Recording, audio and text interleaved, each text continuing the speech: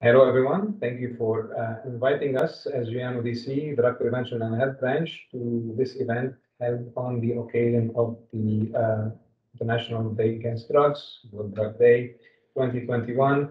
I thank the colleagues from the Forte Foundation implicated particularly on the Venda project launch for the Substance Abuse Free Environment program in Kerala in 6 districts. We really thank you for inviting us on this occasion, and hopefully we will provide you with some information that further support your very positive effort that we really welcome and cherish really in the perspective of supporting healthy and safe development of youth. I have a few slides to share with you, just at least to really support you in your efforts. So with that being said, the first document that I would like to share with you that many of you probably are familiar with is the International Standards on Drug Use Prevention. This tool is important from the perspective of really guiding what the science is when it comes to national effort that work and does not work in the field of prevention. This is a tool we have with WHO. The other tool we have is the WHO UNODC UNESCO guide that's also at your disposal to help guide all the education sector response to the use of alcohol, tobacco, and drugs. Really, it emanates from the prevention standard, but focuses on the educational health sector response. My intervention today is really summarizing the main information that you need to have to guide your effort positively nationally. The first message that we need to be on board with is that there is a science that guides prevention. There's no need to improvise. You will see that there are standards that digest all of the science for you and help you guide your effort positively, including in schools. The other message is that prevention of drug use goes beyond awareness raising and fear arousal. I will go into more details to kind of highlight this specific message. But think, for an instance, the issue of tobacco use, and you will see like cigarette boxes would have the message, the awareness raising and the fear arousal message on the actual box, but people will still buy it. So it is an indication that prevention should go beyond this, and we will go into more convincing discussions later on. Another important message is that initiation to drug use is not the result of a free independent choice, particularly at a young age. Asking a child or an adolescent just say no is not enough. And again, we will provide more convincing evidence to this effect. It's a developmental problem. This is something we need to retain as information.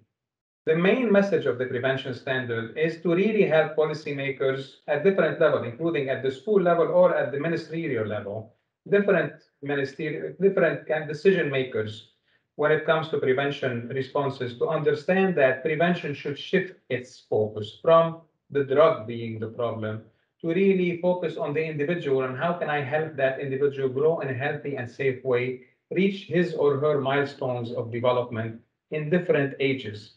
And in that perspective, how can I support preventing drug use and beyond really in terms of health and social outcomes? And that's why it is no surprise under this perspective that most of the programs we're talking about really focus on the intellectual, language, cognitive, emotional, and social competency skills that are needed at different ages of development and can be availed through evidence-based program in every developmental age to help that child avoid risky behavior that goes beyond drug use. Also, it's important to contextualize prevention in terms of the healthcare or response to drugs in the health system generally. When we say prevention, we mean different domains of prevention or different layers of prevention.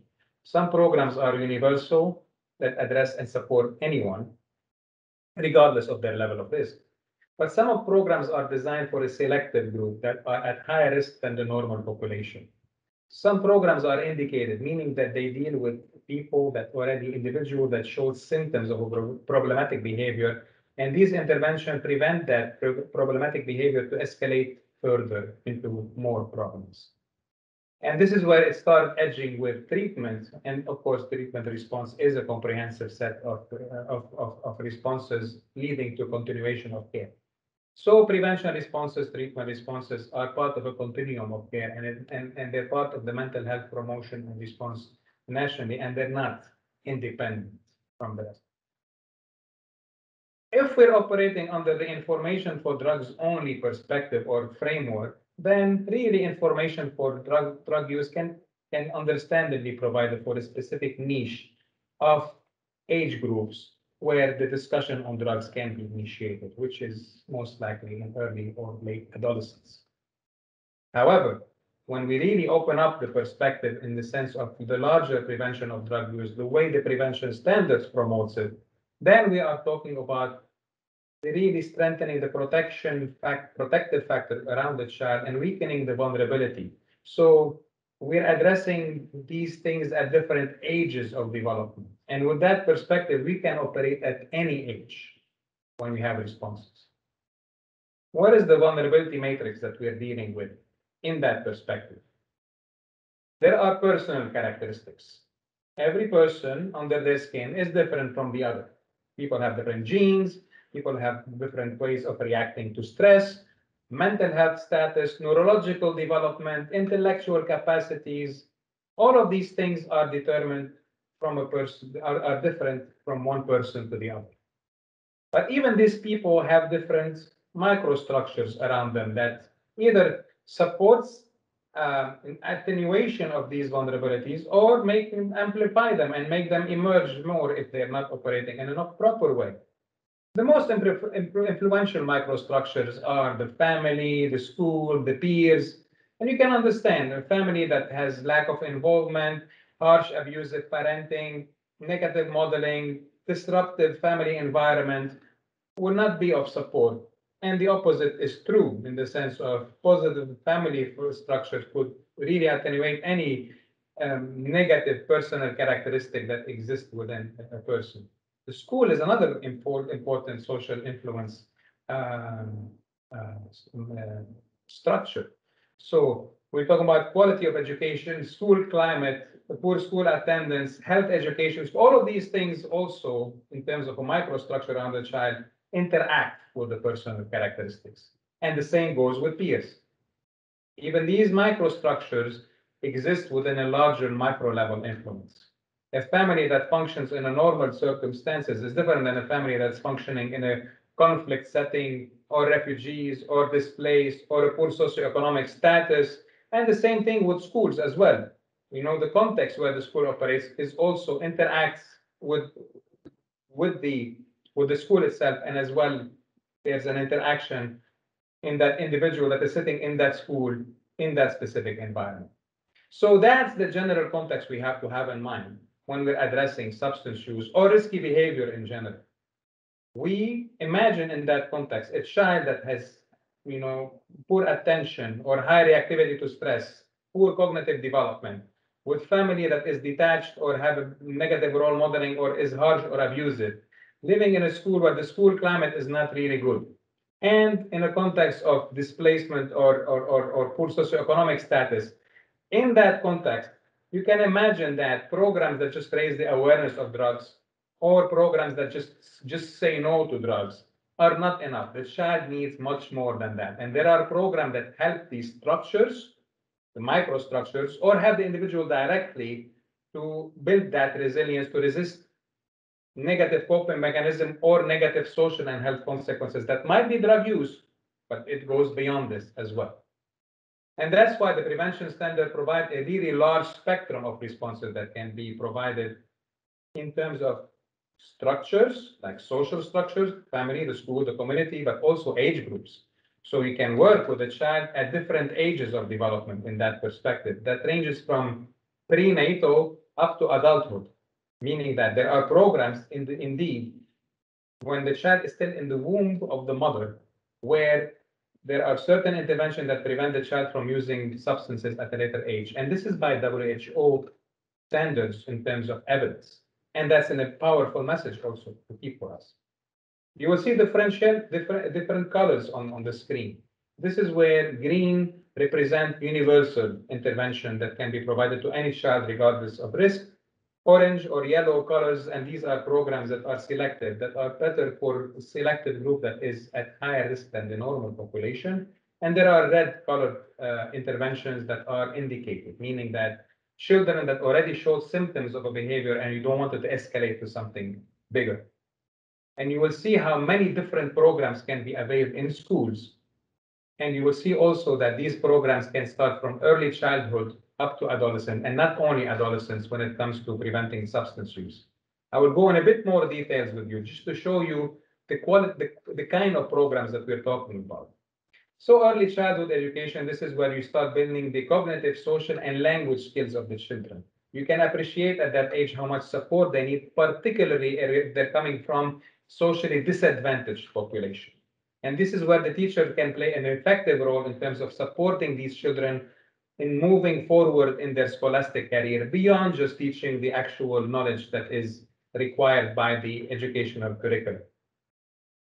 And because they're contextualized for poor socioeconomic status, providing family support in this context from the school could be key, also additional support. Because when the family and the school work together, that's a very powerful social preventive measure around the child. There are personal and social skills education programs as well. These programs at an early age really focus on a range of social skills that are needed at the specific age. I'll give you some example about them, but they're structured sessions. That's an important key message. They're not random sessions, and they're delivered by trained facilitators and teachers. That interactivity is key because kids would like to hear from their teacher, but would like to hear also and support each other in terms of the kids-to-kid learning mechanisms. So of course, they're not providing information about these substances, particularly at a young age. But I'll give you an example of what kind of messages we're talking about.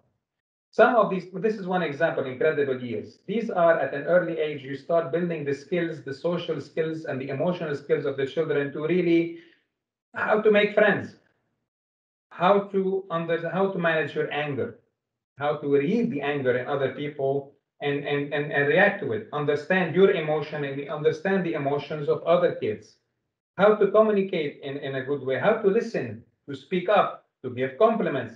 These are skills that are essential for a child that's moving from the family to a new social structure where he or she is meeting new friends and does not necessarily have the skills of building social relationship yet.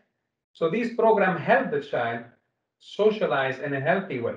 That's one example of programs that can be provided. This is the anger management program. Just to give you in terms of specifically how we're talking about.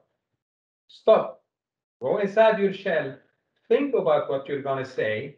Before you say it, take a deep breath and then say it. That stopping mechanism, in the absence of a really strong prefrontal cortex reflex in the sense of what works and does not, is a key message, a key skill for the child to learn for anger management and as well for anger reactivity from the other person's perspective. That's one example of a skill that can be developed, which is very effective.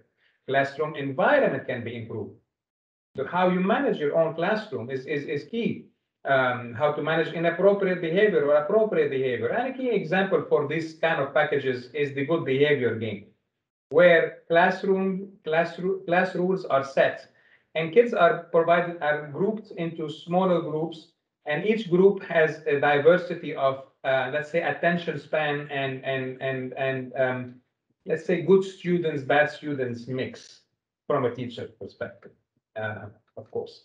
And you will see that in these examples, the teacher provides the material, continue providing the material to be taught, but at the same time, the teacher relies on that group momentum in every team to reward the team or not reward the team based on how the entire team function based on the class rules, meaning that the kids start supporting each other to respect the rules so that they get rewarded in a positive and get favored in a positive way.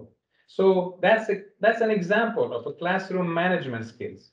How to get that child that's sitting in the back to sit in the front, and the one on the front sit in the back, and start working with each other in teams. Policies to keep children in schools are very important, particularly since you're going to work in like high vulnerability group and low socioeconomic status. Conditional cash transfer, for example, packages where that families can receive social support on the condition that the kids goes to school. Retaining the kids as much as possible in the school is important. Building schools by itself is important, but also providing meals in school to further encourage the parents to send their kids in school. And if there is a problem with the child, have indicated programs within the school to manage that problem as much as possible to keep the child in school, because the child being in school is very important from a social development goal perspective. Because the child being rejected from school for an indicated problem means that that child is more likely to kind of go on a road path of higher risk and higher problems in his or her life. This is a life skill education program that moves into adolescence, and you will see in that example where new skills are need to be developed. Not only socializing in the perspective of getting friends, but maybe socializing in terms of having an intimate friend, or challenge normative belief. What is it to be an adult? Do all adolescents use drugs? How do I challenge this information? Not necessarily, and then there is that element of peer pressure, because always we think about peer pressure in the sense of somebody offering me substance and how do I say no? That's a skill that this program provides. Not only say no, how do you say no? And how do you push that child that offered you the substance not to use it him or herself as well? But also, there's an element of peer pressure that is not related to direct offering. What do I think adolescents do? If I think everybody smokes, and I see the kids that are in one grade or two higher than me in a group, I feel like if I smoke, I'm going to belong to them. No one offered me anything, but that's my normative. How do I challenge that normative? These are skills that programs can be availed to support challenging that normative belief. That if you do not use a substance, you're part of the majority of the kids, not the minority. So these are not information given. These are also very structured, especially in adolescents, because adolescents learn from each other more than they learn from the teacher or from the family. So that's why this interactivity is very important. Non-interactive methods are not really powerful in terms of effect.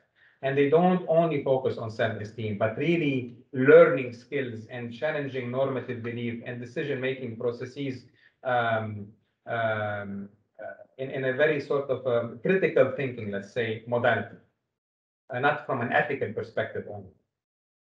And using ex-drug users as testimonial are things to be avoided, because some of them, these programs are especially from a prevention perspective, are not effective. And in many cases, that has been reflected to be iatrogenic, meaning the program itself caused in a subgroup of these of kids that are exposed actual increased risk rather than no effect or preventive effect. So the main message that we want to focus on is there is science, really build on that science. And if you don't not necessarily get the evidence-based responses to acquire, but if you have programs, you can at least have evidence-informed ones. The prevention standard will provide you with the key ingredients that makes a program work and the key ingredient that makes the program not to work. And we want to avoid as much as possible this investment going into non-evidence-based or non-evidence informed packages, because efforts that are placed in the field of prevention are key in the healthy and safe development of youth. Not only preventing drug use. When you move in an evidence-informed or evidence-based perspective, you're not only preventing drug use, you're preventing drug use, you're preventing violence against children, you're promoting positive mental health. And these are key things, particularly in the context of COVID-19. We are living in unprecedented circumstances, particularly for the youth. Youth are going through different challenges. There is the COVID-19 by itself as a virus and its stress. There's the social policies around COVID-19 in terms of social distancing. And you can imagine a child being in the social and physical distancing, how much it will affect his or her life. And school closure, remote distance education, working from home for the parents, and that stress and the negative coping mechanism that it might bring. All of these things are new challenges that have amplified that vulnerability that we're talking about. And also, it's important to remember that the aftermath of COVID-19 is also something that we need to mitigate. The aftermath of a socioeconomic impact on families from losing jobs, from losing businesses, all of these things are additional stresses that schools and families at the community level need to mitigate, and actually packages for resilience at the individual level need to be strengthened. So we really commend you on these efforts in terms of moving forward in such a project, the project in Kerala, and you can rely on our full support when it comes to moving forward in terms of the prevention standards. Us as UNODC headquarters at the Drug Prevention and Health Branch, and actually our colleagues in the regional office for South Asia in New Delhi are also at your disposal for support. I really commend you on all the efforts and I wish you all the best for the healthy and safe development of the children. Thank you very much again for the invite. That was an honor for me to join you. And if you need more details, please feel free to contact me. My contacts are below.